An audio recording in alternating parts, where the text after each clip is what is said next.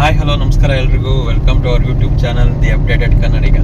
ನಾವು ಇವತ್ತು ಒಂದು ಟ್ರಾವೆಲ್ ಬ್ಲಾಗ್ ಮಾಡ್ತಾ ಇದ್ದೀವಿ ನಮ್ಮ ಈ ಚಾನಲಲ್ಲಿ. ಎಷ್ಟೊಂದು ದಿನ ಆಗಿತ್ತು ಎಲ್ಲಾದರೂ ಒಂದು ಬ್ಲಾಗ್ ಮಾಡೋಣ ಅನ್ಕೊತಾ ಇದ್ವಿ, ಬಟ್ ಮಾಡೋಕ್ಕಾಗಿರಲಿಲ್ಲ. ಇವತ್ತು ಏನು ಪ್ಲ್ಯಾನ್ ಇರಲಿಲ್ಲ ಏನು ವಿಡಿಯೋ ಮಾಡಬೇಕು ಅಂತ. ಬಟ್ ಇವತ್ತು ಸಂಡೇ ಆಗಿದ್ದರಿಂದ ಎಲ್ಲಾದರೂ ಹೊರಗಡೆ ಹೋಗೋಣ ಅಂತ ಅನ್ಕೊಂಡೆ. ಸೊ ಎಲ್ಲಿ ಹೋಗೋಣ ಅಂತ ಡಿಸೈಡ್ ಮಾಡೋ ಅಷ್ಟೊತ್ತಲ್ಲೇ ಮಧ್ಯಾಹ್ನ ಆಗೋಯ್ತು. No comments. ಇವತ್ತು ನಾವು ಎಲ್ಲಿ ಹೋಗ್ತಾ ಇದೀವಿ ಅಂದರೆ ಇಲ್ಲೇ ಬೆಂಗಳೂರಲ್ಲಿ ಇತ್ತೀಚೆಗೆ ಸಿಕ್ಕಾಪಟ್ಟೆ ಸದ್ದು ಮಾಡ್ತಾ ಇರೋವಂಥ ರಾಘವೇಂದ್ರ ಸ್ವಾಮಿ ದೇವಸ್ಥಾನ ಕಾಮಧೇನು ಕ್ಷೇತ್ರಕ್ಕೆ ಹೋಗ್ತಾ ಇದೀವಿ. ಬನ್ನಿ, ಈ ವಿಡಿಯೋದಲ್ಲಿ ಹೇಳ್ತಾ ಹೋಗ್ತೀನಿ ಹೆಂಗೆ ಹೋಗ್ಬೇಕು, ಹೆಂಗಿದೆ ದೇವಸ್ಥಾನ ಅಂತೆಲ್ಲ ತೋರಿಸ್ತೀನಿ ಇದೆ ವಿಡಿಯೋದಲ್ಲಿ.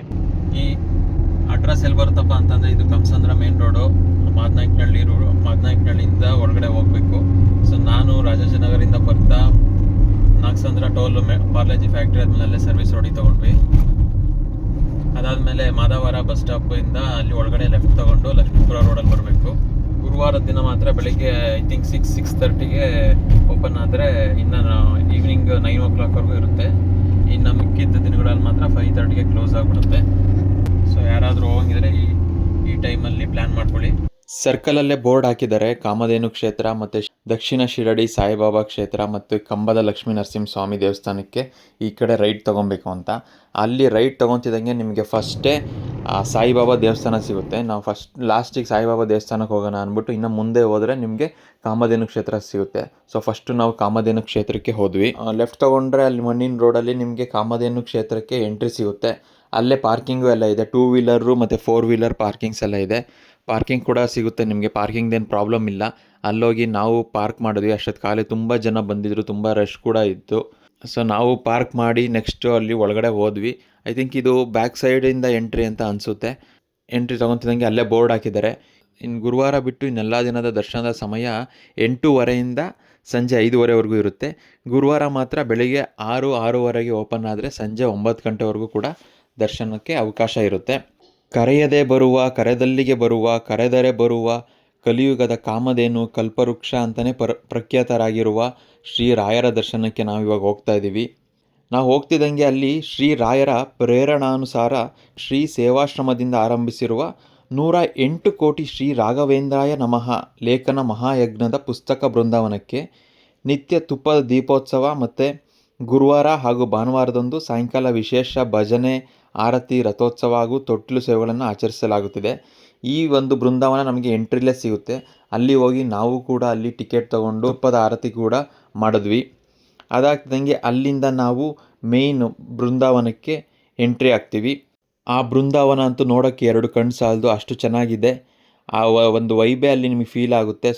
ಮಧ್ಯದಲ್ಲಿ ಗರ್ಭಗುಡಿ, ಸುತ್ತ ಕೂಡ ಜನ ಎಲ್ಲ ಬಂದವ್ರಿಗೆ ಒಂದು ಪ್ರದಕ್ಷಿಣೆ ಹಾಕೋದಕ್ಕಾಗಿರ್ಬೋದು, ಯಾವುದೇ ಒಂದು ಸೇವೆ ಮಾಡೋದಕ್ಕಾಗಿರ್ಬೋದು, ಕುತ್ಕೊಳ್ಳೋದಕ್ಕಾಗಿರ್ಬೋದು ಜಾಗ ಇದೆ. ತುಂಬ ಪ್ರಶಾಂತವಾದ ಜಾಗ ಇರುತ್ತೆ. ಶ್ರೀ ರಾಘವೇಂದ್ರ ಗುರು ಸಾರ್ವಭೌಮರ ಪ್ರೇರಣಾನುಸಾರ ಶ್ರೀ ಕ್ಷೇತ್ರದಲ್ಲಿ ಮಾರ್ಚ್ 24, 2016ರಂದು ಶ್ರೀ ಶ್ರೀ ಶ್ರೀ ಸುವಿಧೇಂದ್ರ ತೀರ್ಥ ಶ್ರೀ ಪಾದಂಗಳವರ ಅಮೃತ ಹಸ್ತದಿಂದ ಭೂವರಾಹ ಶ್ರೀ ಮುಖ್ಯ ಪ್ರಾಣದೇವರು ಹಾಗೂ ಶ್ರೀ ಶ್ರೀ ಶ್ರೀ ಗುರು ರಾಘವೇಂದ್ರ ಸಾರ್ವಭೌಮರ ಮೃತ್ತಿಕಾ ಬೃಂದಾವನವನ್ನು ಸಾಲಿಗ್ರಾಮ ಶಿಲೆಯಲ್ಲಿಯೇ ಪ್ರತಿಷ್ಠಾಪನೆ ಮಾಡಲಾಗಿದೆ ಇಲ್ಲಿ. ಸೊ ನೀವು ಅಲ್ಲಿ ಹೋಗ್ತಿದ್ದಂಗೆ ಅಲ್ಲೇ ಗೊತ್ತಾಗುತ್ತೆ, ಬೋರ್ಡ್ ಹಾಕಿದ್ದಾರೆ ಭೂವರಾಹ ಸ್ವಾಮಿ ಅಂದ್ಬಿಟ್ಟು. ಸೊ ಭೂವರಾಹ ಸ್ವಾಮಿ, ರಾಯರ ಬೃಂದಾವನ, ಆಂಜನೇಯ ಸ್ವಾಮಿ ಎಲ್ಲವೂ ಕೂಡ ನಿಮಗೆ ಒಂದೇ ಸ್ಥಳದಲ್ಲಿ ಕಾಣಸಿಗುತ್ತೆ. ಅಲ್ಲಿ ಕೂಡ ನೀವು ಹೋಗಿ ದರ್ಶನ ಮಾಡಿ ಕೈ ಮುಗಿಬೋದು. ಅದೇ ರೀತಿ ಪ್ರದಕ್ಷಿಣೆ ಹಾಕಬೇಕಾದ್ರೆ ನಿಮಗೆ ಸೈಡಲ್ಲಿ ಶ್ರೀವಲ್ಲಿ ಮತ್ತು ಕಲ್ಪವಲ್ಲಿ ಅನ್ನೋ ಎರಡು ದೇವರುಗಳು ಸಿಗುತ್ತವೆ. ಅದು ಏನು ಅಂತಂದರೆ ಬಂಡೆಯಲ್ಲೇ ಉದ್ಭವ ಆಗಿರುವಂಥ ಆ 2 ದೇವರುಗಳು. ಅದಕ್ಕೆ ಶ್ರೀ ರಾಯರ ಆದೇಶದಂತೆ ಅಭಿಷೇಕ ಮತ್ತು ಪೂಜೆಗಳು ನಡೀತಾ ಇರುತ್ತೆ. ಇದ್ರ ಜೊತೆಗೆ ಇಲ್ಲಿ ನೀವು ಈ ಸ್ಥಳಕ್ಕೆ ಎಂಟ್ರಿ ಕೊಡ್ತಿದ್ದಂಗೆ ಲೆಫ್ಟಲ್ಲಿ ನಿಮಗೆ ಒಂದು ಕೌಂಟರ್ ಕೂಡ ಸಿಗುತ್ತೆ. ಅಲ್ಲಿ ನಿಮಗೆ ಎಲ್ಲ ಒಂದು ಪೂಜೆ ಅಥವಾ ಸೇವೆಗಳ ಒಂದು ಎಷ್ಟು ಚಾರ್ಜ್ ಆಗುತ್ತೆ, ಏನೇನು ಸೇವೆಗಳಿಗೆ ಅವಕಾಶ ಇದ್ದಾವೆ, ಯಾವುದೇ ಅದ್ರ ರಿಲೇಟೆಡ್ ಏನೋ ಪುಸ್ತಕಗಳು ಎಲ್ಲ ಸಿಗುತ್ತೆ. ನೀವು ಅಲ್ಲೂ ಕೂಡ ನೀವು ಏನಾದರೂ ಬೇಕಾದರೆ ಪರ್ಚೇಸ್ ಮಾಡ್ಬೋದು. ಅದಕ್ಕೆ ಜೊತೆಗೆ ನೀವು ಇನ್ನೊಂದು ಪೂಜಾ ಭಂಡಾರ ಅಂತ ಅದಕ್ಕೆ ಒಂದು ಸಪ್ರೇಟ್ ರೂಮ್ ಕೂಡ ಇದೆ. ಆ ಪೂಜಾ ಭಂಡಾರದಲ್ಲಿ ನೀವು ಒಳಗಡೆ ಹೋದರೆ ಎಲ್ಲ ಆದಂತಹ ಒಂದು ಪೂಜಾ ಸಾಮಗ್ರಿಗಳು, ಒಂದು ದೇವರ ಪುಸ್ತಕಗಳು, ಭಜನೆ ಪುಸ್ತಕಗಳು, ಕಥೆ ಪುಸ್ತಕಗಳು, ಅದಾದಮೇಲೆ ಭಗವದ್ಗೀತೆ ಆಗಿರ್ಬೋದು, ಬೇರೆ ಒಂದು ಹೆಲ್ತ್ ರಿಲೇಟೆಡ್ ಪುಸ್ತಕಗಳು, ಮನಸ್ಸಿಗೆ ಸಂಬಂಧಿಸಿದಂಥ ಪುಸ್ತಕಗಳು, ಒಂದು ಮೋಟಿವೇಶನ್ ಪುಸ್ತಕಗಳು ಎಲ್ಲ ಕೂಡ ಸಿಗ್ತವೆ. ನೀವು ಇಷ್ಟ ಇರೋರು, ಇಂಟ್ರೆಸ್ಟ್ ಇರೋರು ನೀವು ಅದನ್ನು ತೊಗೊಬೋದು. ಇನ್ನು ಪ್ರತಿದಿನ ಕ್ಷೇತ್ರಕ್ಕೆ ಬರುವ ಭಕ್ತಾದಿಗಳಿಗೆ ಪ್ರಸಾದ ಕೂಡ ಇರುತ್ತೆ. ಏಕಾದಶಿ ದಿನ ಮಾತ್ರ ಪ್ರಸಾದ ಇರೋದಿಲ್ಲ. ಈ ಕ್ಷೇತ್ರ ವಿಶೇಷ ಸನ್ನಿಧಾನವಾಗಿದ್ದು ಇಲ್ಲಿಗೆ ಬರುವ ಎಲ್ಲ ಭಕ್ತಾದಿಗಳ ಕಷ್ಟ ಕಾರ್ಪಣ್ಯಗಳನ್ನು ನಿವಾರಿಸೋದು ಮಾತ್ರ ಅಲ್ಲದೆ ಅವ್ರ ಮನಸ್ಸಿನಲ್ಲಿ ಏನೇನು ಇರುತ್ತೋ ಅದೆಲ್ಲ ಕೂಡ ಗುರು ಸಾರ್ವಭೌಮರು ಈಡೇರಿಸ್ತಿದ್ದಾರೆ ಅನ್ನೋದು ಭಕ್ತರ ಅನುಭವದ ಮಾತುಗಳು. ಇದ್ರ ಜೊತೆಗೆ ನಿಮಗೆ ನಾನು ಫಸ್ಟ್ ಹೇಳಿದ್ನಲ್ಲ, ನಾವು ತುಪ್ಪದ ದೀಪದ ಆರತಿ ಮಾಡಿದ್ವಿ ಅಂತ. ಈಗಲೇ ಹೇಳ್ದಂಗೆ ಎಂಟ್ರಲ್ಲಿ ಲೇಖನದ ಒಂದು ಮಹಾಯಜ್ಞದ ಬೃಂದಾವನ ಇದೆ ಅಂತ ಹೇಳಿದ್ದೀನಿ. ಅಲ್ಲಿ ಒಂದು ಪುಸ್ತಕ ಸಿಗುತ್ತೆ, ಶ್ರೀ ರಾಘವೇಂದ್ರಾಯ ನಮಃ ಅಂತ. ಆ ಪುಸ್ತಕದಲ್ಲಿ ಬರಿತಾ ಹೋಗ್ಬೋದು. ನೀವು ಆ ಪುಸ್ತಕವನ್ನು ತೊಗೊಂಬಂದು ಮನೆಯಲ್ಲಿ ಬರೆದು ಆ ಪುಸ್ತಕವನ್ನು ನಿಮ್ಮ ಹೆಸರು ಬರೆದ್ಬಿಟ್ಟು ನೀವು ಮತ್ತೆ ದೇವಸ್ಥಾನಕ್ಕೆ ಹಿಂದಿರುಗಿಸಿದ್ರೆ ಅದನ್ನು ಅವರು ಒಂದು ಪೂಜೆಗೆ, ಯಜ್ಞಕ್ಕೆ ಯೂಸ್ ಮಾಡ್ತಾರೆ. ಸೊ ಪೂಜೆಗೆ ಹಾಗೂ ರಾಯರ ಕೃಪೆಗೆ ನೀವು ಆ ರೀತಿ ಕೂಡ ಭಾಗಿಯಾಗಬಹುದು. ನಾವು ಕೂಡ ಒಂದು ಪುಸ್ತಕ ತೊಗೊಂಬಂದು ಆ ಪುಸ್ತಕದಲ್ಲಿ ಶ್ರೀ ರಾಘವೇಂದ್ರಾಯ ನಮಃ ಅಂತ ಬರಿತಾ ಇದ್ದೀವಿ. ಇದ್ರ ಜೊತೆಗೆ ಅಲ್ಲಿ ಒಂದು ರಾಯರ ಈ ಸನ್ನಿಧಾನ, ಈ ಕಾಮಧೇನು ಕ್ಷೇತ್ರದ ಒಂದು ಬಿಲ್ಡಿಂಗ್ ಮಾಡೆಲ್ ಪ್ರಪೋಸ್ ಮಾಡಲು ಮತ್ತು ಇನ್ನೂ ಸಾಕಷ್ಟು ಕೆಲಸ ನಡೀತಾ ಇರೋದ್ರಿಂದ ಅಲ್ಲಿ ಹೇಗೆ ಬರುತ್ತೆ ಅಂತ ಒಂದು ಮಾಡೆಲ್ ಹಾಕಿದ್ದಾರೆ. ಅಲ್ಲಿ ಒಂದು ಆಡಳಿತ ಒಂದು ಮಂಡಳಿ ಇರ್ಬೋದು, ಒಂದು ಧ್ಯಾನ ಮಂದಿರ ಆಗಿರ್ಬೋದು, ಎಲ್ಲ ರೀತಿಯ ಒಂದು ಮಾಡೆಲ್ ಹಾಕಿದ್ದಾರೆ. ಸೊ ಹೇಗೆ ಬರುತ್ತೆ, ಹೇಗಿದೆ ಈ ಕಾಮಧೇನು ಕ್ಷೇತ್ರ, ಅದನ್ನು ಕೂಡ ನೀವು ಅಲ್ಲಿ ಸ್ಟಡಿ ಮಾಡ್ಬೋದು. ಇದ್ರ ಜೊತೆಗೆ ನೀವು ಈ ಕಟ್ಟಡ ನಿರ್ಮಾಣಕ್ಕೆ ನೀವು ಒಂದು ಏನಾದರೂ ದಾನ ಕೊಡಬೇಕು, ಕೈ ಜೋಡಿಸ್ಬೇಕು ಅಂತ ಇದ್ದರೆ ಅಲ್ಲೂ ಕೂಡ ಅದಕ್ಕೊಂದು ಅವಕಾಶ ಇದೆ. ಒಂದು ಚದರಕ್ಕೆ ಇಷ್ಟು, ಒಂದು ಚದರ ಅಡಿಗೆ ಎಷ್ಟು, 1 kg ಕಬ್ಬಿಣಕ್ಕೆ ಎಷ್ಟು, ಸಿಮೆಂಟಿಗೆ ಎಷ್ಟು, ಇಟ್ಟಿಗೆಗೆ ಎಷ್ಟು ಅಂತ ಒಂದು ಸಣ್ಣ ಮಟ್ಟದಿಂದ ದೊಡ್ಡ ಮಟ್ಟದವರೆಗೂ ನಿಮ್ಗೆ ಎಷ್ಟಾಗುತ್ತೋ ಅದಕ್ಕೆ ದಾನ ಕೂಡ ಕೊಡ್ಬೋದು. ಇಲ್ಲಿಂದ ನಾವು ಫಸ್ಟ್ ಹೊರಟಿದ್ದಾದಮೇಲೆ ಇಲ್ಲಿಂದ ಮುಂದೆ ಒಂದು 2 ಕಿಲೋಮೀಟರ್ ಕಂಸಂದ್ರದಲ್ಲಿ ಕಂಬದ ಲಕ್ಷ್ಮೀ ನರಸಿಂಹಸ್ವಾಮಿ ದೇವಸ್ಥಾನ ಇದೆ ಅಂತ ಹೇಳಿದ್ರು. ಸೊ ಅಲ್ಲಿ ಕೂಡ ಹೋದ್ವಿ.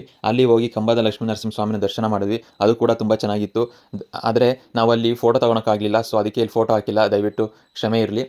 ಅದಾದ ನಂತರ ಅಲ್ಲಿ ದರ್ಶನ ಮಾಡಿಕೊಂಡು ಮತ್ತೆ ನಾನು ಫಸ್ಟ್ ಹೇಳಿದ್ನಲ್ಲ ಸಾಯಿಬಾಬಾ ದೇವಸ್ಥಾನ ಇದೆ, ನಾವು ಲಾಸ್ಟಿಗೆ ಬರೋಣ ಅಂತ ಫಸ್ಟ್ ಕಾಮಧೇನು ಕ್ಷೇತ್ರಕ್ಕೆ ಹೋದ್ವಿ ಅಂತ. ಸೊ ಅದೇ ರೂಟಲ್ಲಿ ಲಕ್ಷ್ಮೀ ನರಸಿಂಹಸ್ವಾಮಿ ದರ್ಶನ ಆದಮೇಲೆ ಮತ್ತೆ ಕಾಮಧೇನು ಕ್ಷೇತ್ರದ ಮೇಲೇ ಅದ್ರ ಪಕ್ಕದಲ್ಲೇ ಇರುವ ಸಾಯಿಬಾಬಾ ದೇವಸ್ಥಾನಕ್ಕೆ ಬಂದ್ವಿ. ಸಾಯಿಬಾಬಾ ದೇವಸ್ಥಾನ ಅಂತೂ ತುಂಬ ಚೆನ್ನಾಗಿದೆ. ಆ ಸಾಯಿಬಾಬಾ ದೇವಸ್ಥಾನ ಒಳಗಡೆ ಹೋದ್ವಿ. ಸಾಯಿಬಾಬಾ ನೋಡೋಕ್ಕೆ ತುಂಬ ಚೆನ್ನಾಗಿತ್ತು.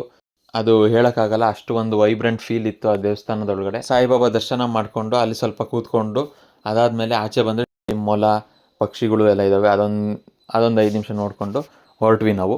ಸೊ ಇಷ್ಟೆಲ್ಲ ಮುಗಿಸ್ಕೊಂಡು ನಾವು ಮನೆ ಕಡೆ ಹೊರಟ್ವಿ. ಸಂಡೇ ಆಗಿದ್ದರಿಂದ ಸ್ವಲ್ಪ ಟ್ರಾಫಿಕ್ ಆಗಲೇ ಸ್ಟಾರ್ಟ್ ಆಗಿತ್ತು.